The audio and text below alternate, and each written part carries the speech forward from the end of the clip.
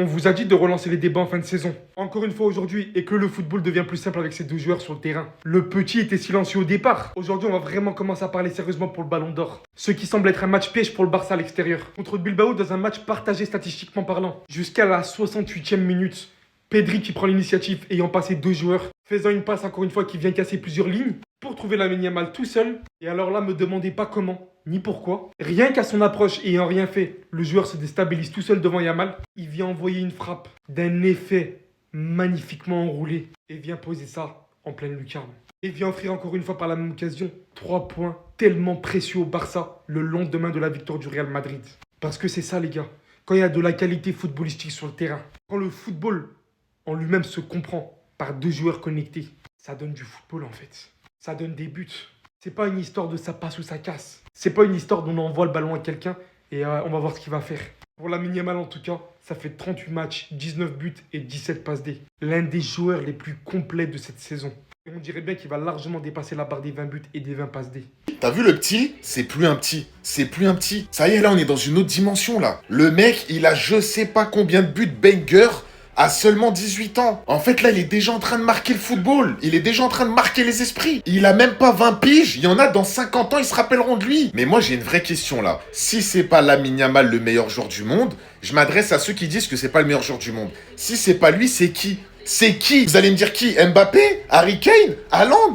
C'est ça pour vous les meilleurs joueurs du monde actuellement? Lamine Yamal, il les prend tous. Il les prend tous. Il les prend les trois en même temps. On préfère voir Lamine Yamal jouer que vos joueurs. Le mec, il est en train de te mettre des buts, mon frère. T'as peur? Il y a tout le monde qui valide ce joueur au fond. Il y en a, ils font exprès, mais au fond de vos têtes, vous validez tous ce joueur. Ce joueur, il est trop fort. Faut assumer au bout d'un moment. Le mec, il met d'accord tous les fans de football sur le terrain. Il a encore une fois sauvé le Barça ce soir. Grâce à lui, le Barça repart avec 3 points. Il a mis le lucarne poteau rentrant. Non, mais là, en fait, là, on arrête tout, là. Ça y est, stop. Là, en fait, vous allez tous le respecter et dire que c'est le meilleur joueur du monde. Parce que là, aujourd'hui, la manière dont il sauve le Barça, encore une fois, ce joueur...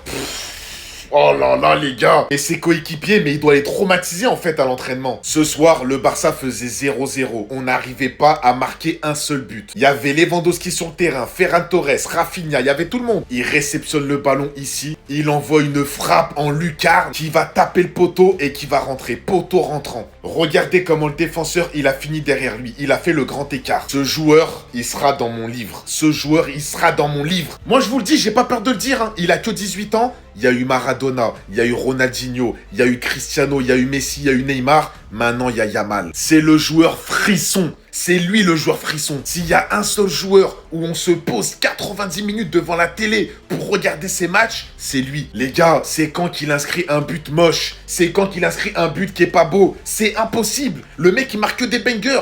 38 matchs, 19 buts, 17 passes D. 9 buts sur ses 10 derniers matchs. Respectez Lamine Yamal. Depuis qu'il a plus sa blessure, sa pubalgie, il est en pétard. Je suis choqué de son niveau. C'est même, je crois, le meilleur Lamine Yamal qu'on a eu au niveau de sa forme. C'est un truc de fou son niveau. La réalité, c'est que sans la magie de Lamine et Pedri, on est une équipe de D2. En tout cas, avec ce que j'ai vu ce soir. Si c'est pas l'entrée de Pedri qui change le match, parce que c'est lui qui envoie une superbe passe à Lamine Yamal juste ici. Franchement, un Pedri qui revient de blessure, je trouve qu'il est déjà dans le rythme. Et ça s'annonce très bien pour la suite de la compétition, sachant qu'on a nos matchs importants. Malgré un match compliqué de Lamine, mais ça, c'est à l'image de toute l'équipe, car elle n'était pas au niveau ce soir. Hormis Garcia, les deux Garcia, Koubarsi et Gérard Martin, aujourd'hui c'était très pauvre. Et heureusement que Pedri est revenu nous mettre dans le droit chemin, même s'il a eu quelques déchets techniques. Et encore une fois, c'est à l'image de l'équipe. Là où je vous dis que pour moi il y a un problème offensivement, c'est que Lamine Yamal, qui a commencé la saison sous pubalgie, on le répète, est actuellement au Barça le meilleur buteur, parce que Ferran Torres n'en fait pas assez, et Lewandowski vu son âge, on peut pas trop lui en demander, c'est déjà très bien ce qu'il fait pour son âge. Et en plus d'être le meilleur buteur, il est le meilleur passeur.